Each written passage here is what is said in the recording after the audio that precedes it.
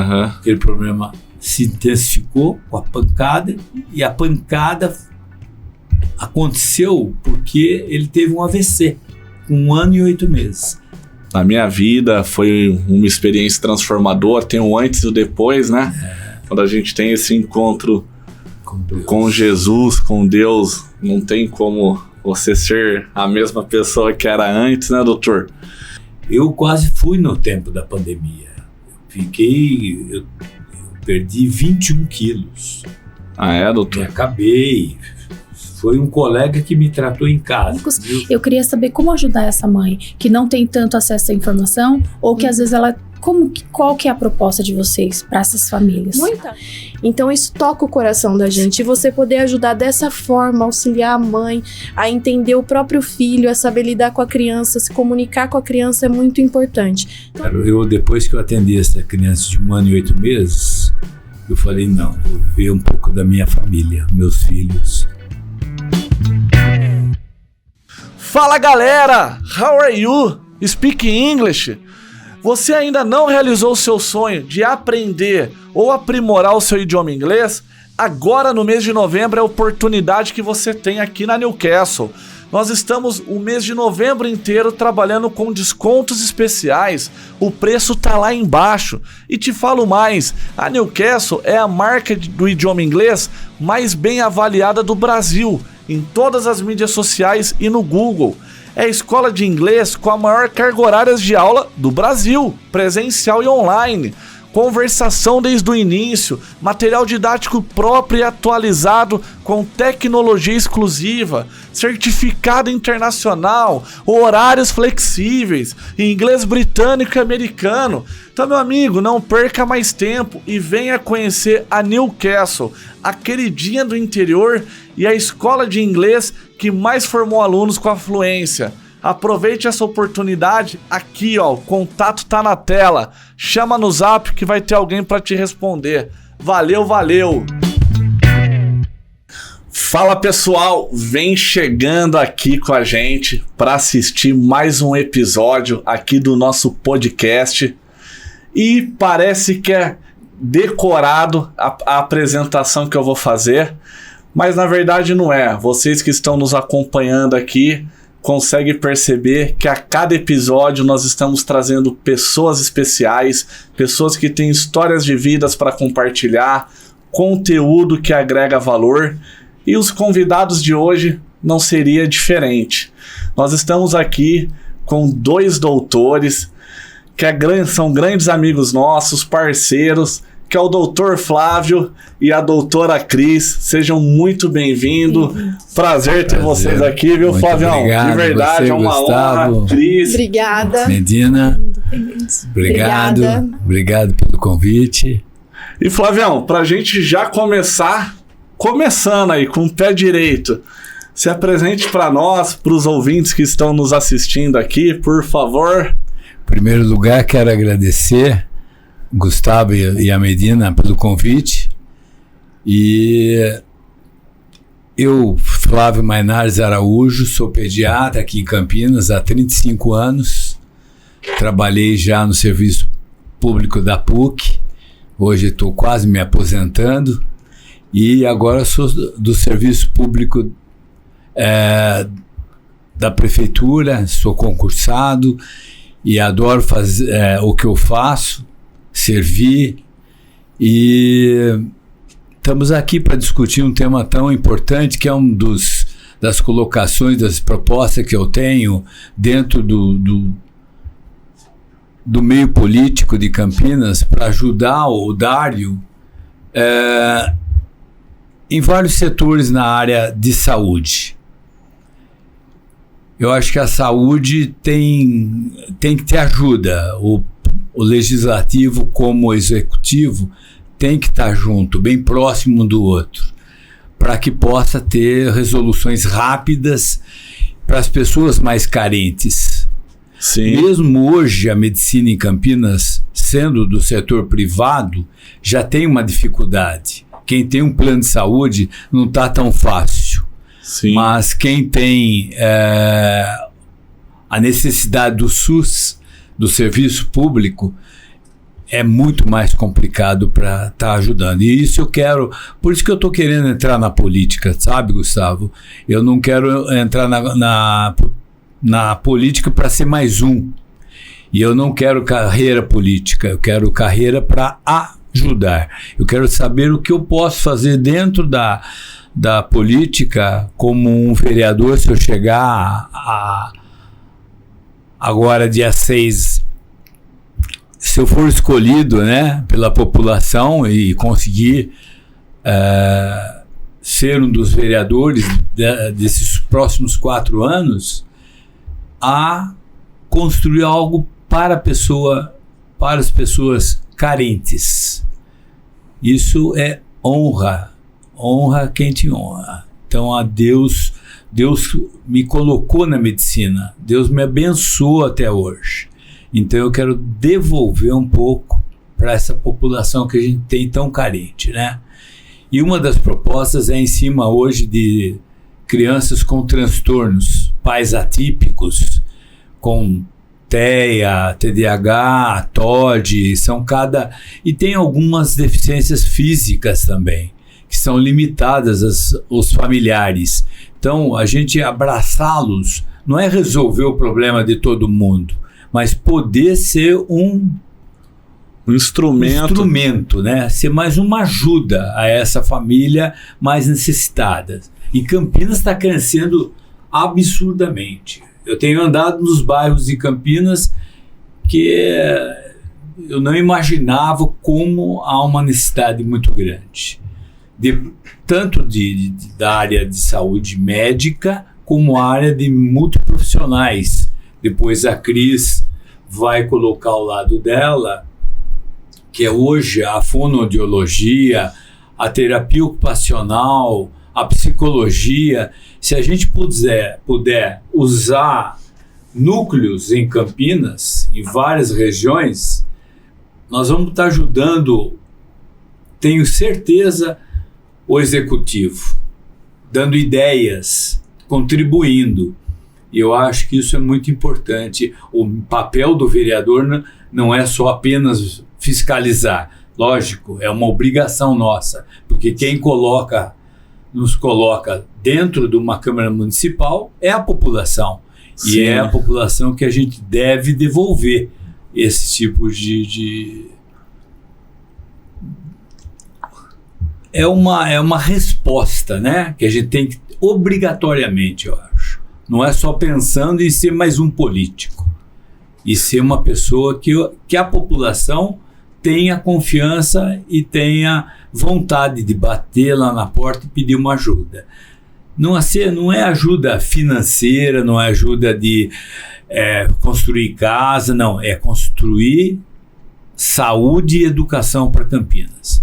Isso é primordial. Para mim, o meu objetivo, eu tenho um programa muito amplo, tenho umas propostas amplas, não digo que todas vão ser feitas, realizadas, né? Mas tem coisa muito importante. Dentro da medicina, até o servidor público tem que ter um respaldo médico, psicológico. E o que a gente vê acontecer hoje dentro da saúde, no modo geral, do servidor. Então, ninguém sabe isso, ninguém vê esse lado. Então, nós, dentro da Câmara Municipal, como médico, acho que o médico tem que ser usado. Tem que prestar conta desses momentos da gente, né? Eu acho que isso é primordial para mim. Isso é uma honra que eu quero sair na cidade de Campinas e ser lembrado por ajudar o mais próximo, né? Os mais necessitados. E de uma maneira geral, aqueles que têm, logicamente, o abraço vai vir, a ajuda vai ter, né? Não vamos só pensar na saúde e na educação, mas é primordial. Quem tem saúde hoje, quem tem educação, tem amor, tem o coração preparado. É isso aí, doutor. Na verdade, você tendo saúde e educação, que são os pilares, a consequência, o desenvolvimento, ele vem, né? Lógico. E doutor, a sua formação é pediatria, né? Sua carreira no foco da pediatria. E a doutora Cris é fono. Isso mesmo, eu sou fonoaudióloga. Eu me formei em 2014, né? Venho na profissão aí no decorrer dos anos, mas também lá no passado, lá atrás, antes de entrar na faculdade, fui técnica de enfermagem. Foi aí que eu conheci o Dr. Flávio, né? No hospital da PUC. Então nós nos conhecemos lá no hospital e também em comum ele é o pediatra das minhas meninas. Eu sou mãe da Júlia, que tem 19 anos agora, já é uma mocinha, né? Eu comecei muito cedo lá atrás, entre faculdade e ser mãe, casada. Então, eu sempre amei minha família, gosto muito de criança, né? Então, talvez essa afinidade com o Dr. Flávio por ter esse trabalho em relação às crianças. E aí eu tenho a Gabriela, que tem 17 anos, a Isabela, de 15 anos, e a Beatriz, que fez 11. Então, são minhas 4 princesas que eu criei com muito amor, muito carinho, né? Trabalhei como técnica de enfermagem no hospital, prestei assistência aos pacientes, me formei na faculdade e entrei no mundo da fonoaudiologia, que é a profissão que está no meu coração. Eu amo muito cuidar das crianças, trabalhar, e as crianças especiais dos transtornos, né, que a gente tem, o que está em alta hoje em dia muito, que a gente tem muitos casos, são as que estão no meu coração. Então, eu trabalho numa clínica, né, eu faço terapias convencionais também, mas meu foco sempre são as terapias ABA, né, são os meus maiores pacientes, são as crianças do transtorno do espectro autista, né, são as crianças que têm TDAH, TOD, então são as crianças que têm um diagnóstico, né? Eu trabalho numa equipe multiprofissional, a gente presta assistência para essas crianças, então essas crianças têm o atendimento da psicologia, da fonoaudiologia, da TO, da físio, né? Às vezes precisa da psicopedagogia para eles adquirirem habilidades como as outras crianças para conseguirem acompanhar a escola. Mas é muito triste porque dentro da saúde pública a gente não vê esse acompanhamento dessas crianças. E aí vem de encontro o meu trabalho, né, e as minhas ideias junto com o Dr. Flávio, do que ele tem, para trabalhar em relação para melhorar essas questões na saúde pública dessas crianças que precisam também e não conseguem, como umas crianças que têm convênio, por exemplo, ou conseguem pagar as terapias de forma particular. Então aí é nosso trabalho agora, a nossa ideia para... se o Dr. Flávio for eleito, com certeza a gente vai conseguir isso, né? Que ele é uma pessoa maravilhosa. Todos esses anos, como pediatra das minhas filhas, eu posso admirar o trabalho dele e posso ver o carinho que ele tem e esse trabalho árduo que ele tem feito nesses últimos dias. Eu acredito muito no trabalho dele e tá aí meu apoio para ele trabalhar com essas crianças. E é muito isso. Bacana, né? É gostoso você escutar as coisas quando é construtiva, né? Sim, doutor, isso mostra a estrada, né, que o senhor percorreu com essa visão de fazer o bem, agregar valor na vida das pessoas, né, por onde passa. Eu lembro que, doutor, que quando a gente estava conversando esses dias atrás e o senhor estava compartilhando um pouquinho ali da sua história, né? E uma curiosidade que me despertou agora, e aí eu queria a sua opinião até com essa visão pública, né? Por exemplo, TDAH, TOD, são quadros clínicos que 10 anos atrás, por exemplo, não era tão escutado, né? Tão abordado igual é hoje, né? E tem, assim... Eu vejo muitos ambientes que eu estou, vejo muitas pessoas se dizendo que foram diagnosticadas com isso, né? E qual que é a visão, assim, pela trajetória que o doutor tem, qual que é a visão do senhor aí para a gente estar melhorando aqui na nossa cidade, como que a sociedade está, né? O porquê esses diagnósticos e tudo mais... Porque isso não é de hoje, né? Não é de hoje, né? Não, isso já vem há muito tempo. Foi descoberto agora. Foi alguma coisa a mais que chamou a atenção de algum paciente que tinha um tipo de tratamentos antes que você falava, precisa de psicólogo por causa do comportamento. Precisa de um psiquiatra porque ele está batendo em alguém na escola. Ou ele está precisando de fono com psicólogo porque ele está com atraso na linguagem, na escolaridade, na adaptação. Não valorizavam muito o diagnóstico. Então, a cada dia, isso está se tornando mais... se aparece mais casos. Tem algumas classificações, por exemplo, na TEA, que é o transtorno do espectro autista, tem várias situações de pacientes não são iguais. Todos são aquele jeito, todos têm aquele transtorno alimentar, todos têm o transtorno de comportamento, todos têm a falta da linguagem, o atraso, então o andar nas pontas dos pés. Hoje você tem que tomar cuidado também, porque tudo é hoje, não sei se você lembra, antigamente tinha refluxo. Era todo mundo que soltava o leitinho, já era doente. E não era bem assim, não é assim. É um mecanismo que depois foi se crescendo, foi se adaptando e faziam-se muito exame e o tratamento era igual ou até às vezes não havia tanta necessidade. Só se trocava leite, só se dava... E hoje o que é? Nenê com refluxo é só postura. E a parte de transtorno que chama mais atenção, que mexe com a parte mental, mexe com uma estrutura social, familiar e muito importante. Os pais estão perdidos. É o que eu te disse no início. Eu acho que a gente tem que abraçar rápido esses pais, porque senão se tornam fatores que inclusive há separações de casais por causa desse tipo de coisa. E de onde vem a doença? Por que ela apareceu? Como ela desenvolveu? Então, para mim, vem da parte genética, de algum estudo genético que vai ter que ter alguma resolução. Epilepsia é um quadro neurológico. Como que ela acontece?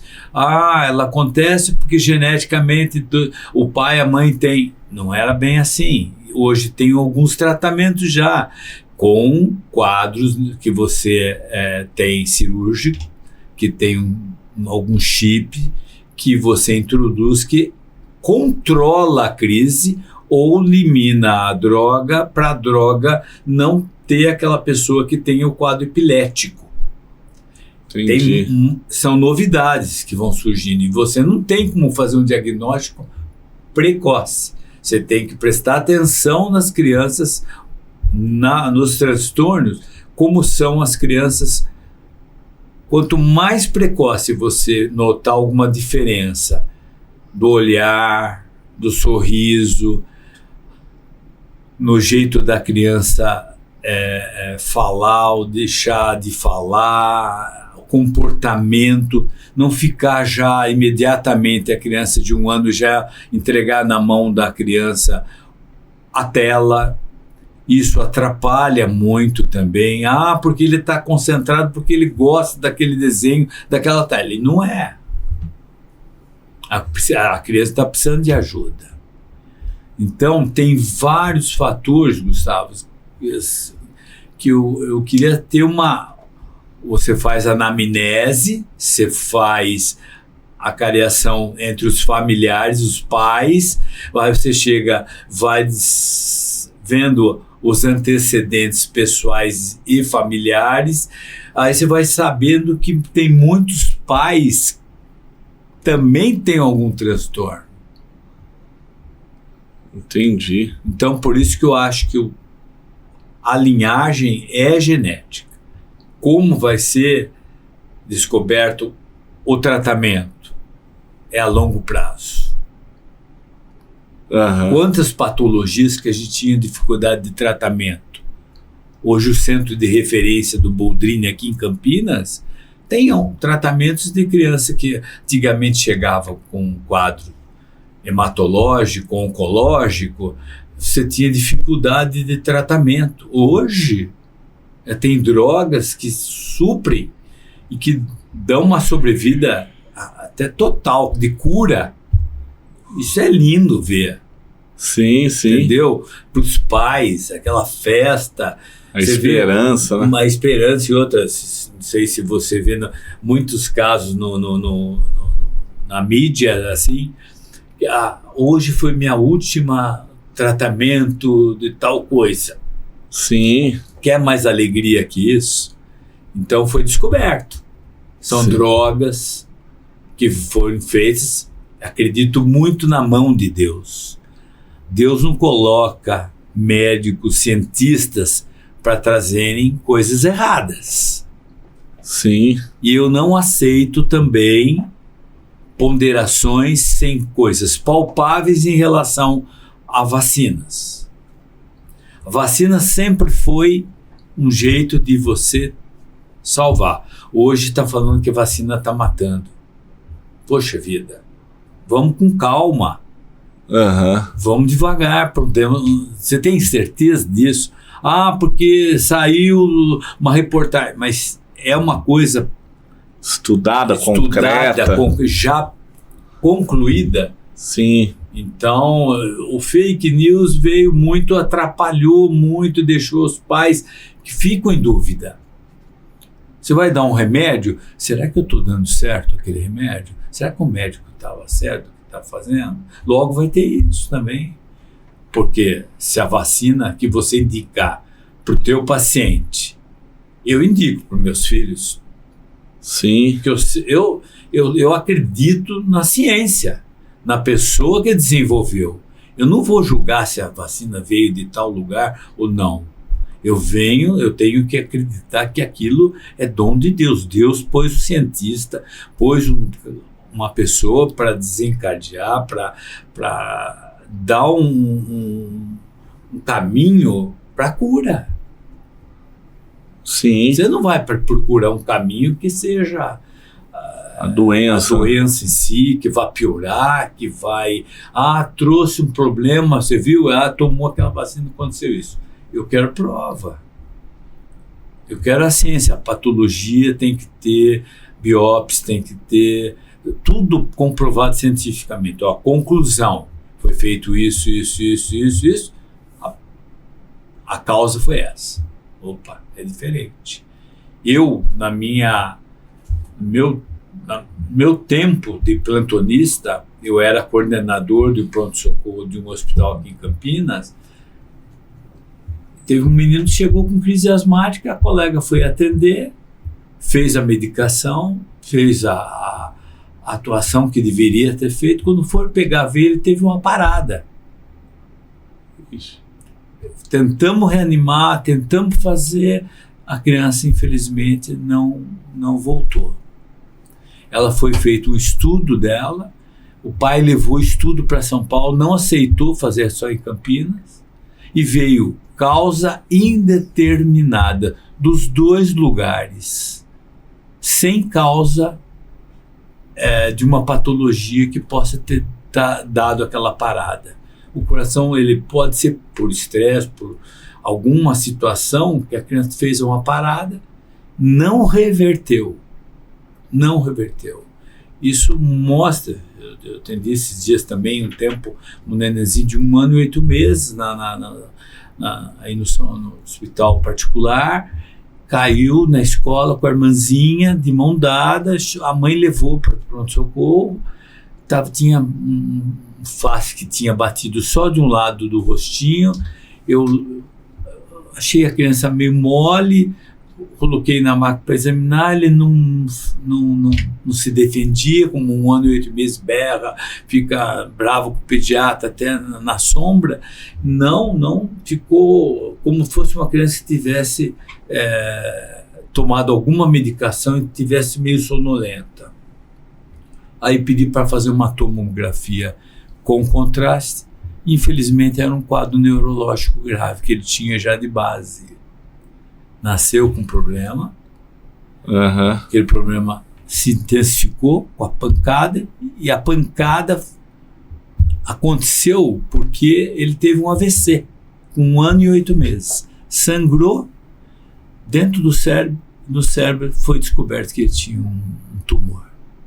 Ficou internado lá no hospital durante 2 meses. E veio também a óbito. É uma judiação, porque a família me liga, agradecendo toda hora. Porque não trouxe a criança de volta, mas a mãe foi... E é difícil. Como é que você vai fazer vai pensar numa situação... Uma criancinha assim, 1 ano e 8 meses. Entendeu? Então a gente passa por provações. E é só Deus para nos dar, acalmar o coração, dar sabedoria, sabe? Servir ao próximo sempre sem uma situação de você receber de troca. É o que eu quero fazer ao contrário, né? Eu já recebi muita bênção aqui em Campinas. Muita. Eu saio nos bairros, saio de cabeça erguida. As pessoas saem e falam: nossa, doutor Flávio, o senhor está fazendo aqui a essa hora da noite, a essa hora do almoço, o senhor não está trabalhando mais? Entendeu? Então, que me conhecem. Isso é muito gratificante. E agora veio de encontro eu teria uma pessoa a mais hoje para vir trazer para conhecer vocês, que é uma advogada, que é a parte burocrática da coisa. A parte da ciência, a gente vai tocando, vai esperando um tratamento, um dia, a ciência desenvolver, alguém descobrir algum caminho, tendo a gente como para ajudar, né, e os multiprofissionais para dar o apoio, e que a gente tem uma dificuldade muito grande até no setor privado, como ela falou. Você imagina no setor público. Sim. E eu trabalho no centro de saúde muito precário, muito carente, que as pessoas vão atrás da fono, que a escola está querendo psicólogo, manda carta para a gente e a gente não tem para onde mandar. A gente tem que agir e tem que ir atrás desses profissionais pedir ajuda. Ô doutor, vamos entrar nessa questão também, que eu quero que o senhor compartilhe aqui a sua visão. Já falou um pouquinho aqui da sua visão política, mas eu sei que o senhor é cristão, sua família é cristã, o senhor congrega há mais de 2 décadas na igreja que eu frequento. Quem me levou foi a mulher sábia, arrasta o maridão lá, né? E de fato, assim, na minha vida foi uma experiência transformadora. Tem o antes e o depois, né? Quando a gente tem esse encontro com Jesus, com Deus, não tem como você ser a mesma pessoa que era antes, né, doutor? E o senhor tem uma carreira maravilhosa na área da medicina, que é referência para várias e várias pessoas. De fato, as pessoas que eu conheci, que conhecem o senhor em comum ali, são pessoas que sempre, eu acho isso muito legal, esse respeito e admiração que essas pessoas têm por você, porque sempre que citaram seu nome para mim, sempre foi para falar bem, elogiar, e esse é o cara um homem de Deus, uma pessoa boa. E aí o senhor compartilhando essas questões da medicina, que é um mundo real e que o médico enfrenta constantemente. Ou seja, o médico ele precisa também cuidar da saúde emocional dele, né? Para lidar com essas situações, igual você compartilhou aqui, de um bebê que veio aí, imagina, uma criança de 1 ano e 8 meses tendo um AVC. Eu nunca nem ouvi falar disso daí, entendeu? Mas quem tá ali no hospital todo dia com certeza tem que lidar com essas situações muito adversas, né? Que fere a gente como ser humano, né? Não tem como, né? Eu vou ser bem sincero. Depois que eu atendi essa criança de 1 ano e 8 meses, eu falei, não, vou viver um pouco da minha família, meus filhos. Porque mexe, né, doutor? Mexe muito, porque é uma família, né? É uma família. E o diagnóstico, quando você vai dar para a família, por que você fez o exame, por que você vai internar na UTI e o que está acontecendo com meu filho? Então, foi o meu último plantão. Ah, é, doutor? Não, que eu não consigo mais. Cansaço pela idade, mas a estrutura, que quando você é pai, é difícil de você conduzir. É gostoso, servir ao próximo, melhor ainda. Sim. Mas o emocional, meu querido, por mais que você esteja na rocha, sim, você balança. E a gente tem que estar preparado, né? E em todos os aspectos, a saúde pública, a saúde particular, ela mexe quando você lida com o ser humano. Por exemplo, eu não sei fazer telemedicina em pediatria. Eu não gosto. Por quê? Às vezes só de você olhar para a mãe, você já faz um diagnóstico. A mãe às vezes nem abre a boca, mas ela já te prepara. Impressionante. E quando a gente tem Jesus no coração, eu nunca examino a criança de roupa, para você ter ideia. Eu só examino a criança, por mais só for uma gripinha. Ela tem que ser examinada de ponta a ponta. A medicina que a gente aprende é essa. Uhum. A gente não está lidando com material, com uma coisa passageira. A gente está lidando com um ser humano. Sim. E isso tem do juramento, do servir, e a gente tem como agir, como vai. Não adianta a gente ir só na igreja, aleluia, glória a Deus, e não viver dessa forma. Dessa forma. É como você falou, o resgate, como nós fomos para a igreja, nós fomos de um outro caminho. Mas Deus que põe o caminho. Sim. E nem eu, nem a minha esposa íamos. E só tínhamos nós dois. Eu era garotão, recém-casado, eu gostava de sair, passear, tal. Agora, quando nós chegamos agora com os nossos filhos, nós temos um casal de gêmeos maravilhosos, são joia da minha vida. Então, você tem o seu filho de 13 anos, você não vê a hora de chegar em casa, brincar, conversar, viver. Sim, você imagina como é que a gente vive isso.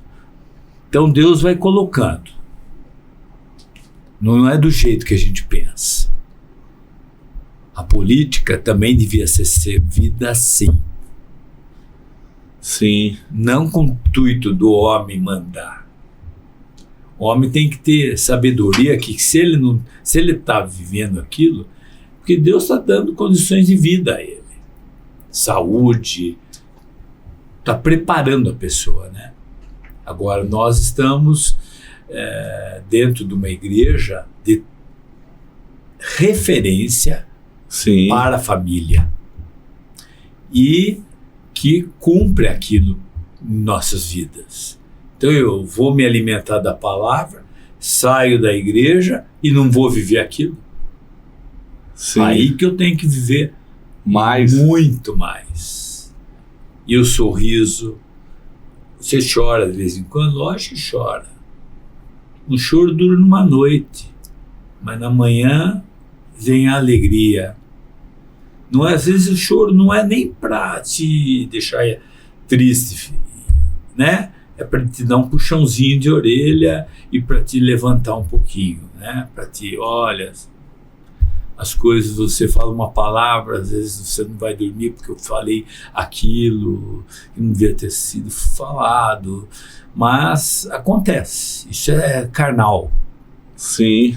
Mas a gente que tem esse preparo, que nós viemos da igreja, os dois fomos alcançados por Jesus, nós dois, logicamente do jeito dele. Sim, sim. Depois lá dentro que foi se moldando, né? Eu tô me moldando ainda até hoje. Porque você vai aprendendo todo dia, um pouco. Que nem a sua frase, né? O seu lugar não é um poço. Do seu livro maravilhoso. Ah, sim. Né? Fundo do poço, o fundo não é só o seu lugar. Então é maravilhoso isso aí. Dei para um amigo para recomeçar a vida. Ah, é, doutor? E ele já sabia, ele ia tava indo certinho, os amigos tentando, tal, tá. E aí a vida, vim aqui para conhecer você, e no fim leva um livro e dou essa benção para esse amigo, porque ele é uma pessoa abençoada que eu sinto que ele merece. Sim. Deus, eu fui padrinho dele de casamento, tal, mas é um livro de um termo maravilhoso, né? Então, mas voltando à medicina, é Jesus, é amor. Sem ele deixa passar. Se você fizer a medicina rápida como um negócio, você come bola. Come bola, né, doutor? Muita. Por isso que a telemedicina, você não consegue falar para a mãe, tá do outro lado. A mãe é angustiada, o pai é angustiado. Você fala, não dá isso aqui, não é nada isso. Me mandam muitas fotos pelo WhatsApp. Sim. Mas aquilo que eu já sei de experiência, que eu também, a gente já tem um filho ali. Aí é mais fácil. Tem muita coisa que a gente pode resolver, mas um diagnóstico, uma ausculta pulmonar, ver a criança pálida. Eu tô com um garoto internado, teve que abrir a perna naquele dia à noite. Encaminhei para fazer uma ressonância, no dia seguinte ele foi internado. Eu falei, alguma coisa tem. Tá lá internado na PUC, vai ficar 20 dias internado. Tiveram que abrir a perna do garoto, porque ele estava com por baixo da musculatura, perto do osso, e o osso teve que furar 2 vezes para ver se não tinha pus dentro do osso. Nossa. Está internado. É meu paciente, o pai foi meu paciente. Ah, é? Encontrei a avó lá na saída da PUC, daí ela veio me agradecer. Então isso aí não é agradecimento pro ego. Não, entendi. O agradecimento é pro reino, é para Deus que me dá saúde. Eu quase fui no tempo da pandemia. Eu perdi 21 quilos. Ah, é, doutor? Me acabei. Foi um colega que me tratou em casa. Meus filhos foram meus... Mas porque pegou o Covid? Muito. Ah. Por isso que eu não brinco com Covid. Não deixo os pacientes falar como fosse uma gripinha. Sim. É um vírus altamente agressivo. E perdi meu irmão 2 meses depois que eu tive a minha. Eu não vi. Faziam 2 anos que eu não ouvia, porque a pandemia começou lá para 2020 e tal. Aí como ele era diabético, então eu respeitava um pouquinho, não fui mais na minha terra. Eu sou Tatuí. Ah, sim. Eu não nasci aqui em Campinas. Aqui eu só vim para fazer a universidade, fiquei, era para eu voltar, para você ter ideia, mas Deus segurou. Mas a esposa era daqui? Não, de Araçatuba. Ah. Um dia eu quero chegar aqui, viu, com a família agora, a família abençoada. Sim. E eu quero trazer meus filhos aqui para participar, para ser uma festa aqui. Vamos fazer uma festa aqui. Vai ser. Ô, doutor, não, você falando isso é forte, porque, na verdade, assim, eu nunca tive nenhuma rotina de hospital, né? Aí minha mãe faleceu em 2022 de câncer e ela ficou um mês internada na UTI, eu tava acompanhando ela todos os dias, né? E cicatrizei isso no meu coração, aí a importância da igreja, que eu sou muito grato à igreja. Vou até falar aqui do Nazareno Central de Campinas, sou muito grato à minha esposa, que sempre esteve junto, e as pessoas ali da igreja me acolheu nesse momento de dor. Só que, de fato, assim, ter vivido esse processo, estando ali todos os dias, e aí nós vamos conhecendo os pacientes que estão ali na ala dos que estão correndo risco de vida, e os familiares. E assim, eu acho que o estresse que eu tive nesse um mês, o desgaste emocional, vamos colocar assim, acho que eu não tinha tido em 10 anos da minha vida, entendeu? E olha que a pandemia me deixou... Eu sou empreendedor, né? Somos um casal de empreendedores, então na época nós temos 10 escolas e estava todas fechadas e mais de 100 funcionários e aquele... Perdi tios por Covid, durante 2 tios meus pegaram Covid, vieram a falecer. Eu nem tô falando isso como parte triste, mas que foi, não, né? As duas pessoas. Né? Porque eu tava bem, né? Nós estávamos vivendo aquele, de um lado... a saúde, sim, que de fato, respeitando a agressividade desse vírus, que é mortal, e eu vivi esses lutos dentro de casa, né? E por outro lado, o empresarial que você não pode abrir, mas se você não abre também tem todos os compromissos, e não é nem o dinheiro, né? Não é lucro, é... o medo de não honrar, né? Todas as pessoas que fazem parte, né? Então foi um período assim muito conflituoso mesmo, assim, muito desgastante. Mas aí quando eu fui viver essa rotina de hospital e ver ali os diagnósticos e os pacientes, os familiares, né, que recebiam esses diagnósticos que destrói uma família inteira, e o paciente tá ali, tá vivo, mas tá nesse diagnóstico. Então assim, foi algo que eu conheci muitas pessoas ali, que eu tava ali todos os dias, nós vamos conhecendo, né, os familiares que estavam ali todos os dias, tal, com os seus, né, acompanhando ali, e foi muito, fiz essa pergunta por causa disso, assim, foi muito desgastante, muito... Você falou da igreja, né, eu perdi minha mãe em 2013 e minha tia que me criou. Certo. 2 irmãs. A igreja foi tão primordial, Nazareno Central, que até os pastores foram fazer o fúnebre da minha família em Tatuí. Ah, é? Ó. Não me largaram. Os pastores foram, amigos meus foram, irmãos. Fizemos uma festa. Sabe por quê? Porque era festa pro céu, estavam todos com Jesus, e sim, todo mundo que estava em volta na hora lá veio me perguntar: nossa, que igreja que você serve? Falei: igreja de Jesus, mas o nome é Nazareno Central de Campinas. E quando perdi daí tinha minha irmã e meu irmão. A minha irmã cuidou muito tempo dessa minha mãe, que é mãe em comum, e da minha tia, que também era tia dela também. A hora que minha irmã foi curtir os netos, minha irmã foi acometida de uma doença autoimune, de problema hematológico. As minhas 2 tias faleceram, não sei se você chegou a cuidar delas no bloco 3 e 4, lá da PUC. Mas a minha irmã, as 2 falavam assim: não, vamos para Campinas? Não vou largar minha casa, daqui eu não saio. Sabe onde que elas vieram falecer? Dentro do hospital da PUC, onde eu me formei. Ah, é, doutor? Você vê como é que são as coisas? Fui tratado assim da melhor maneira por ser filho da PUC. E daí a minha irmã, quando nós enterramos, as 2 foram logo próximo, um com 98, outro com 94. Então você imagina, mas lúcidas.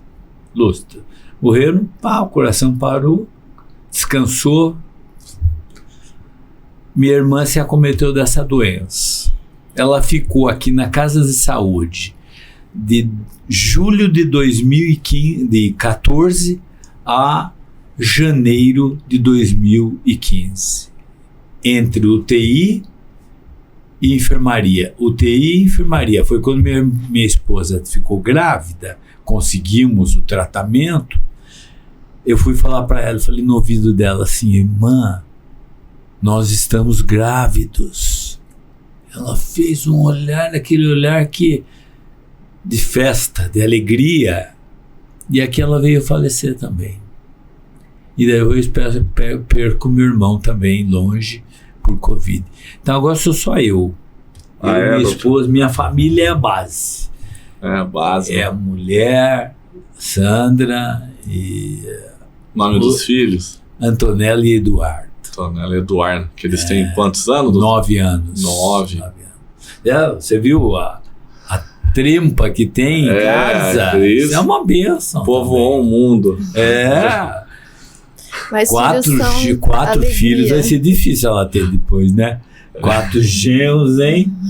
Isso vai ser meio difícil. Logo a gente gosta muito dos filhos, mas quando eles pensam em ir embora, a gente fica preocupado. Cris, eu tenho uma pergunta pra você. Pode Aproveitando fazer. que você é mãe, você tem toda a sua carreira, você construiu, mas você vive com as crianças, você tem sua família também.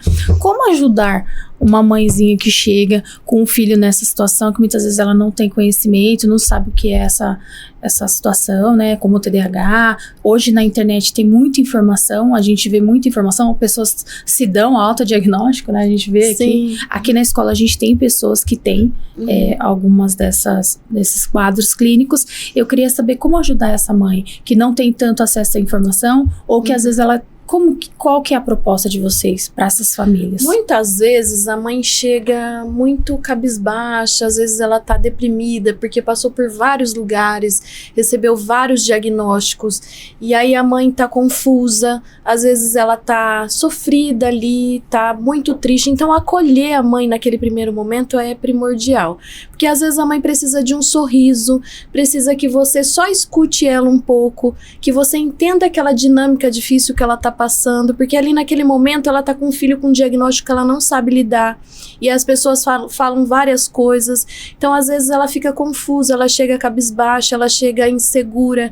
Então às vezes um sorriso, um acolhimento que você faz para aquela mãe, um ouvir, às vezes só de ouvir a mãe, isso já ajuda muito, porque a mãe precisa desse auxílio, ela precisa dessa afinidade com o terapeuta do filho dela, porque às vezes você tá ali disponível para ela te fazer uma pergunta, para ela falar com você e desabafar aquilo que ela tá passando. Isso já ajuda muito a mãe, né? Porque a mãe chega bem cabisbaixa e sem saber, sem entender. Como você disse, na internet tem vários diagnósticos, tem várias informações que às vezes não são reais. E às vezes aquilo não cabe para o filho dela, porque dentro daquele transtorno a gente tem vários níveis.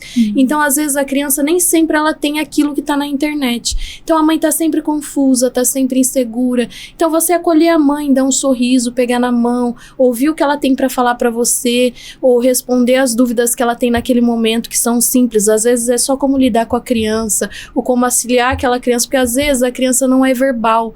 Então na minha área, às vezes eu tenho bastante pacientes que não é verbal. E aí às vezes quando você coloca a comunicação alternativa, e às vezes a mãe descobre que o filho queria um danoninho que estava na geladeira. Nossa. Então é muito difícil. Às vezes a criança está ali nervosa uma semana, mas ela queria só um danoninho e a mãe não sabia como dar.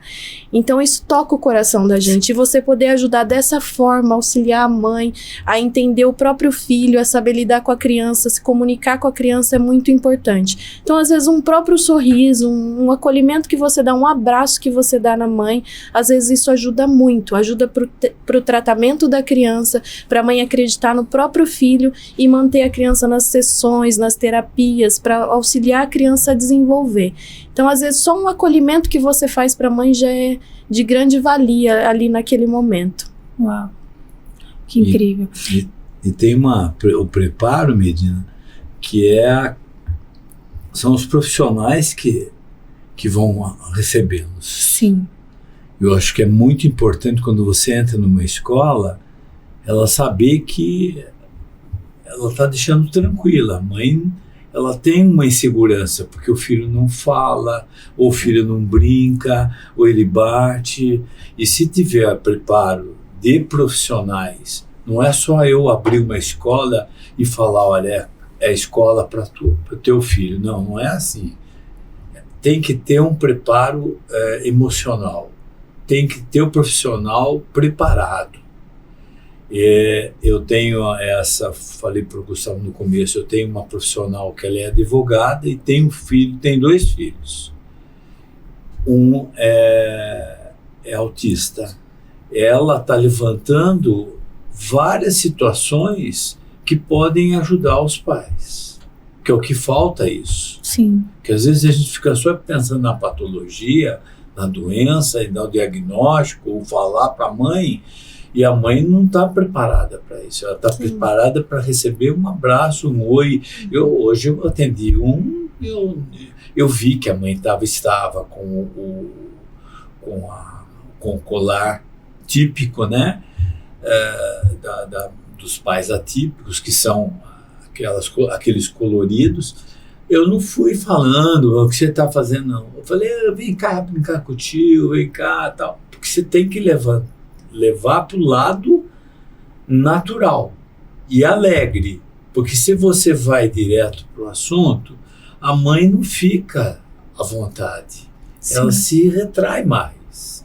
Então é como ela falou, o abraço para os pais é primordial. Às vezes a família está ali balançando entre o pai, a mãe, há um atrito, você tem que trabalhar ali também. Por isso que não é você encaminhar para psicólogo, caminhar para fono, não é esse o sentido. O sentido é o apoio que você vai dar para ter uma resposta de futuro para essa criança e para a família. É muito importante. Eu acho que a sua pergunta e a resposta que ela teve foi útil, agradável. Tem essas... É muito difícil. É como você dar um diagnóstico de uma doença. Como é que você está preparado? Às vezes os pais não querem receber aquele diagnóstico. Sim. Entendeu? Estão tristes, tá? Desculpa aí.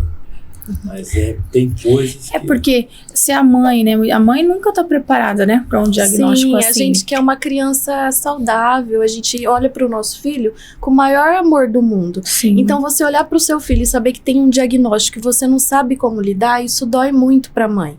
Então, é muito doloroso para a família. Às vezes, essas mães já estão sozinhas, porque naquele momento antes do diagnóstico, ela não sabia como lidar com o filho, o pai se estressa e vai embora.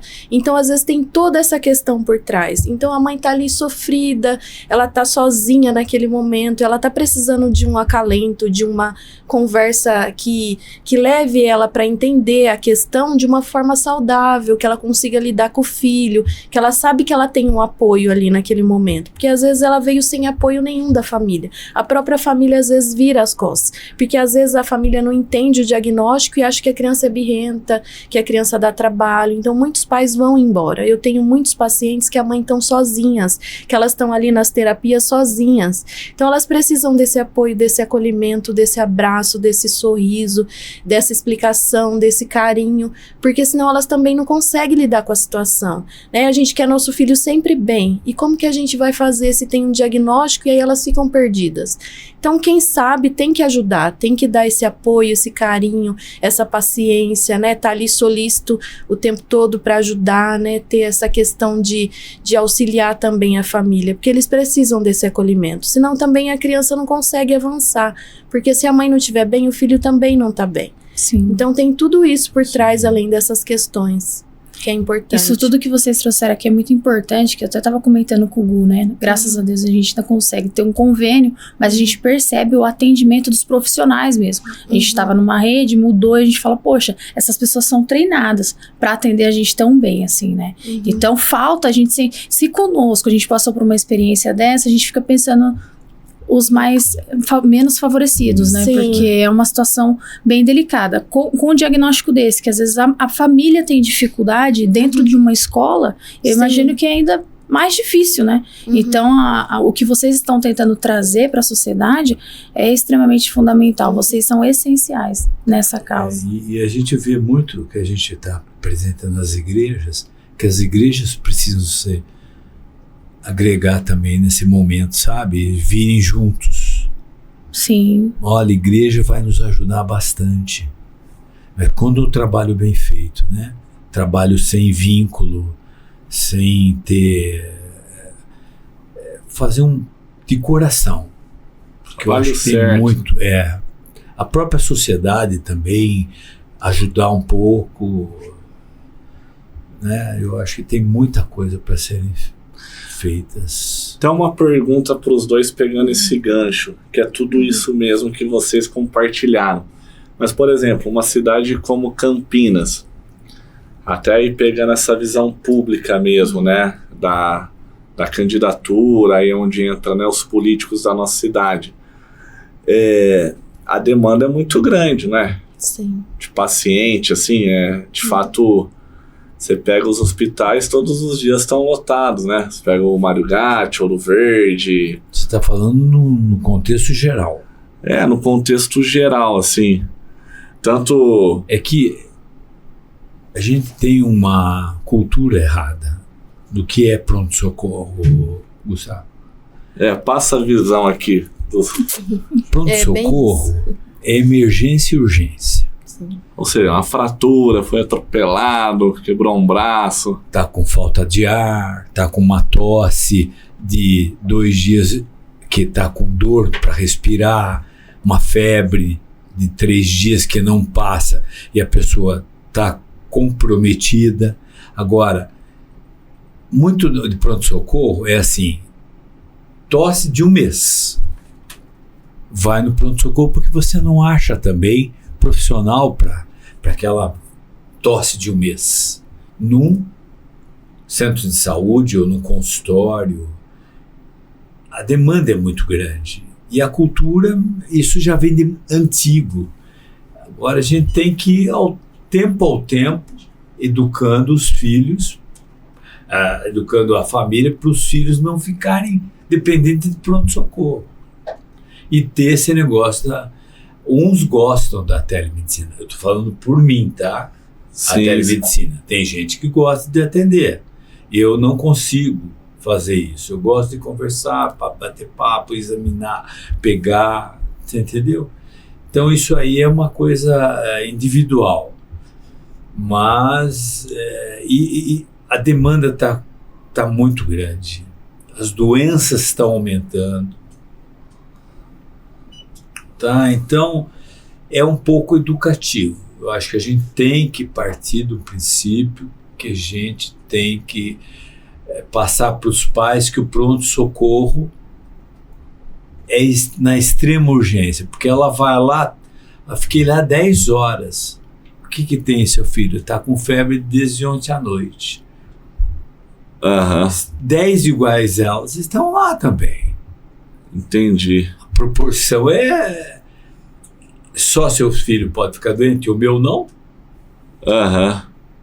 O meu tem febre de 38, o seu teve 38,5. Porque eu espero, você pode ir. Então, você tem que orientar, e o pai e a mãe, pelo menos na pediatria, ela tem que ir procurar por exemplo, vai marcar consulta no centro de saúde. Não anda, a demanda é grande. Só estou eu de pediatra no centro de saúde. Para uma população enorme, num bairro grande, carente. Sim. Parece lá, doutor, você pode dar uma olhadinha numa febre? Eu vou lá, saio da onde eu estou atendendo a consulta marcada e vou lá, dou uma olhada, a mãe sai alegre, tranquilo. E daí eu encaixo, falo, pede para ela voltar daqui 3 dias comigo.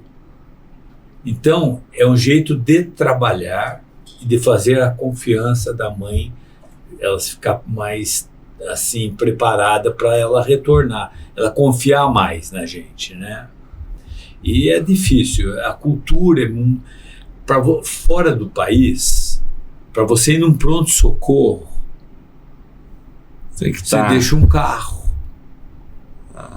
chega lá no carro, exame daqui, exame dali, né? Você deixa tudo. Porque é diferente a medicina. E às vezes o pediatra nem põe a mão também. Então eu acho que as coisas têm que mudar um pouco um dia, aparecer mais profissionais. Pediatria está escassa. Ah, é? Bastante. Infelizmente, é uma especialidade muito gostosa, muito alegre, eu não faria outro. Nunca me vi fazendo uma outro tipo de especialidade. Então, mas é difícil para os pais. A gente que tem filhos hoje, dá um 37,8, dá uma tosse diferente. Por que está tossindo? Tá? Imagina a mãe que é leiga, pai que é leigo, que não tem para quem ela ligar. Então é uma gangorra. E você passar isso, mídia, trabalhar com os pais, trabalhar, montar esses núcleos que eu te falei para atendimento, ajuda bastante, ajuda a sociedade. Tantos profissionais hoje, nós temos 3 universidades em Campinas, sim, com uma bela formação, residência, bela formação aqui. Tem como absorver, como dar vida. O médico na Câmara Municipal tem que trabalhar na saúde, tem que ver. Tem que estar de olho. Tem que estar de olho. É fiscalizador, é para tudo. Mas a saúde, eu quero saber por que ela não anda. Sim. Não é só para pediatria. Estou defendendo. Não, saúde como geral, sim. Tem uma vozinha que vai lá no meu consultório levar a neta, toda mancando.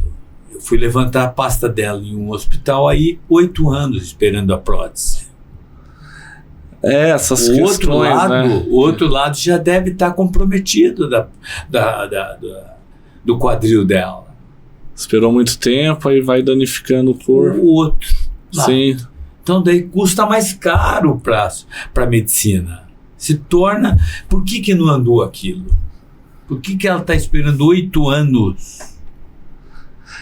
Eu acredito, doutor, que assim, Campinas, que é uma cidade maravilhosa, assim, sou campineiro, nascido e criado aqui, amo minha cidade, mas eu acho que assim, é uma cidade que tem muito potencial, que Bastante. Já tem muita coisa boa, mas que tem esses ajustes que deixaria a cidade assim, top, entendeu?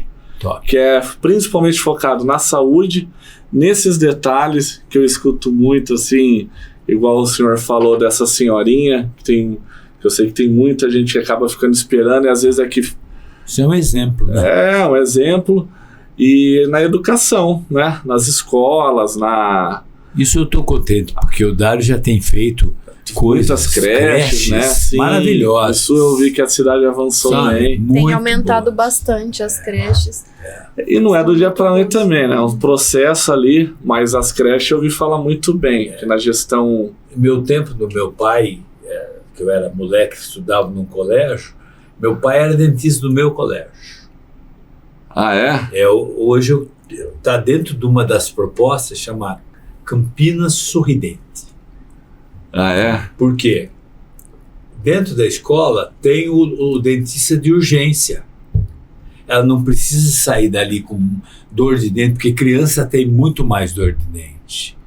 Sim. Sair da escola para ela ir para o centro, chega no centro de saúde, uma dentista para dar atendimento da urgência porque dentista é mais complicado. Você tem que colocar a criança deitada, sentar. Você acha que a criança abre a boquinha quietinha? Ai, que belezinha. Poxa. Nem para ser atendida pelo pediatra ela fica quieta. Imagina uma dentista numa cadeira com a luz em cima que você tem que trabalhar. A dentista com 2 marcados que estão chamando ela que ela não está trabalhando e ela está dando atenção na urgência. Então, se tivesse essa Campinas Sorridente com um dentista junto nas escolas, amenizaria já um problema grande para a saúde pública aqui em Campinas.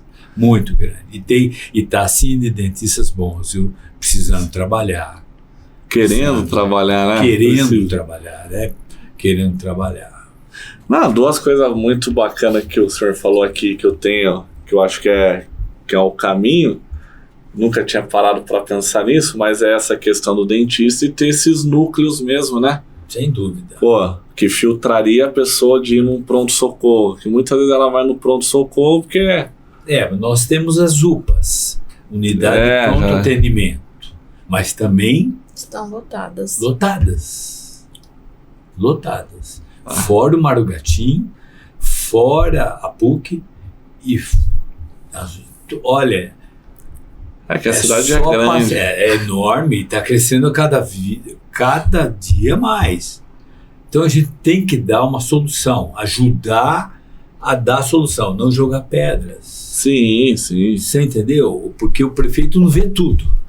Ah, não. E tem os vereadores que é para ajudar, isso, né? E aí, independente de partido ou de prefeito que estiver... Esquecer, querido. Pô, tô eleito, vamos melhorar a cidade. É o que eu falo. Eu tô vivendo um partido que eu tenho que honrar o partido que me honrou por me deixar concorrer, mas eu tenho que honrar quem vai me colocar, quem vai deixar o meu voto. Porque eles que vão me colocar lá dentro. Não é o meu partido que vai me levar lá.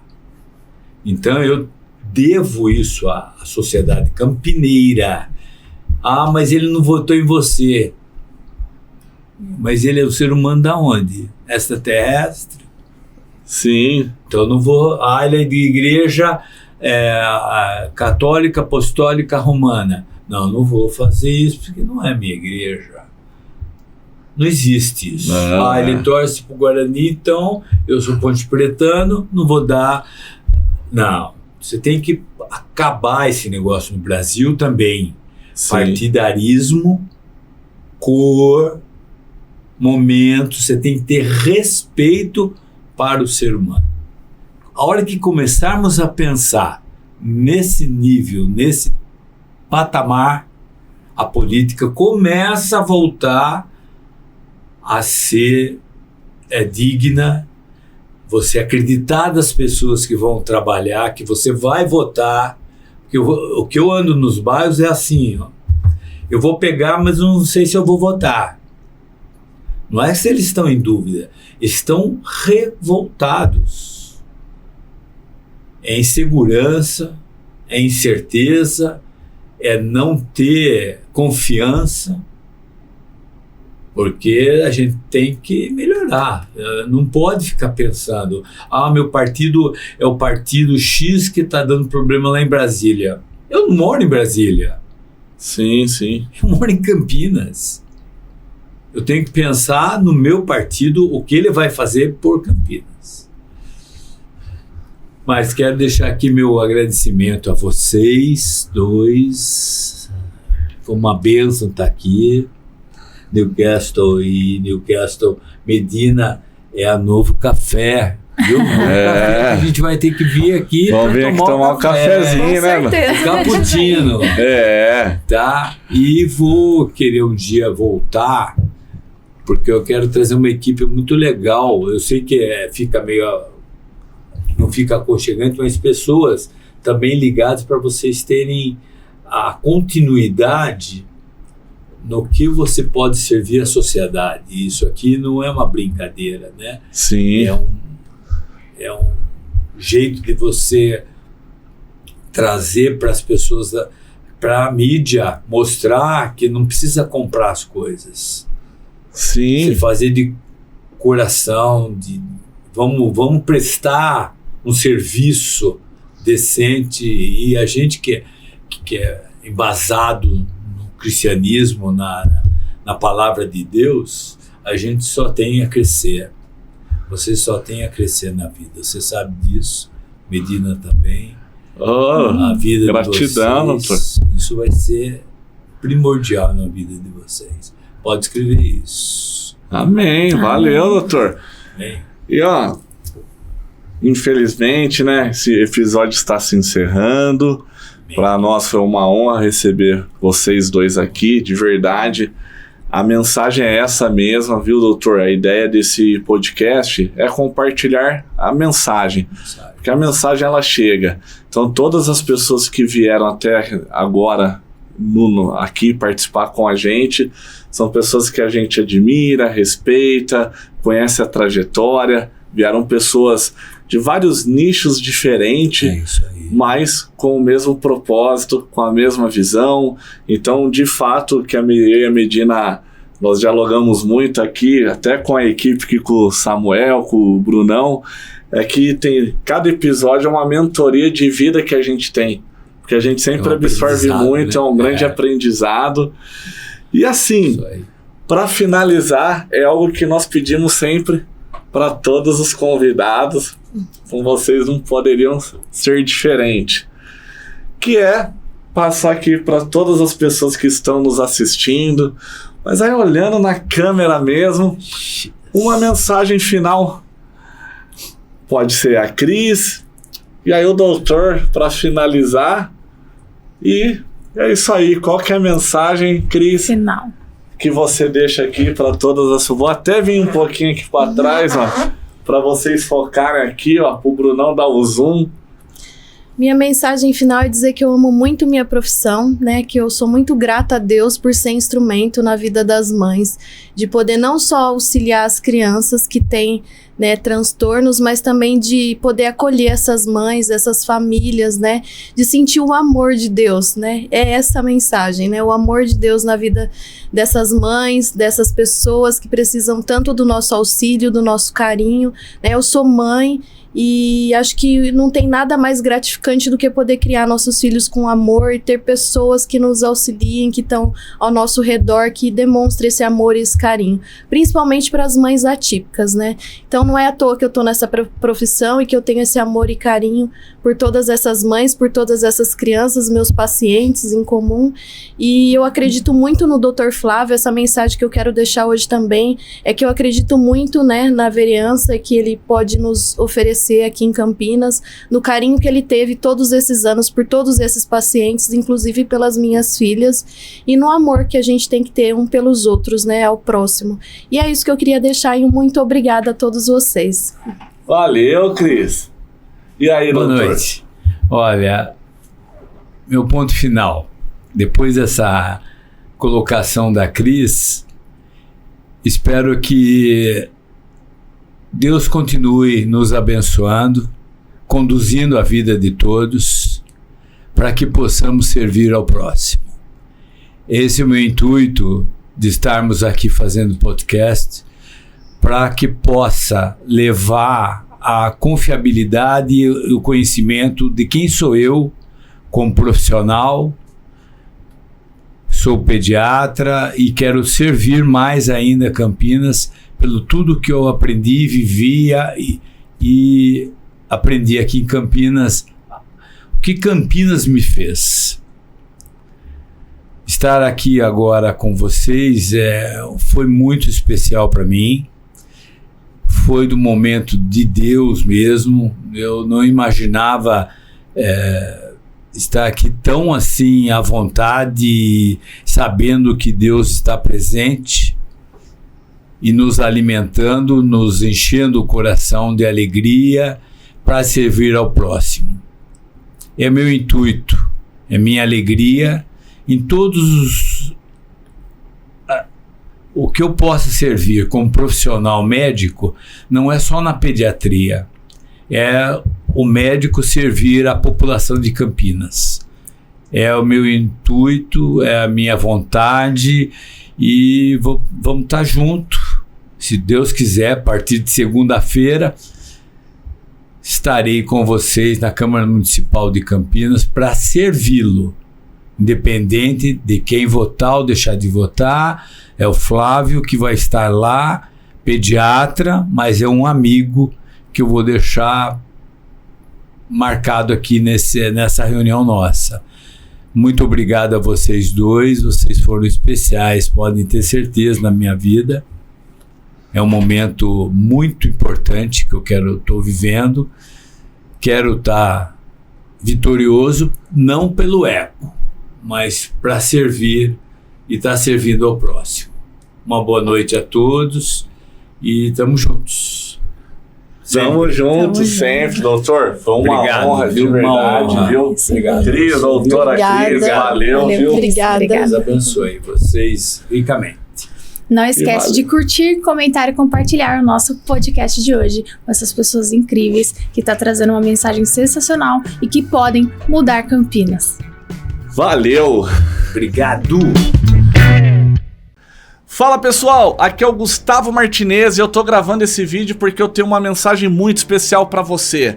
É sobre o meu livro Princípios Poderosos para Recomeçar.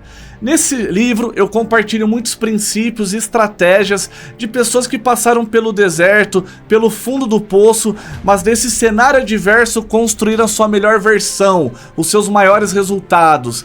Esse livro ele conta com o prefácio do Oscar Schmidt, é um livro com foco em autoajuda, desenvolvimento pessoal, traz uma mensagem bíblica, traz mensagem de esperança e tá estourado em venda. Eu tenho certeza que se você se permitir aplicar esses princípios na sua vida, você vai transformar seus pensamentos, suas atitudes e como consequência seus resultados. Você encontra esse livro no link abaixo e nas principais livrarias do nosso país. Grande abraço, recomeçar, fundo do poço não é o seu lugar. Valeu!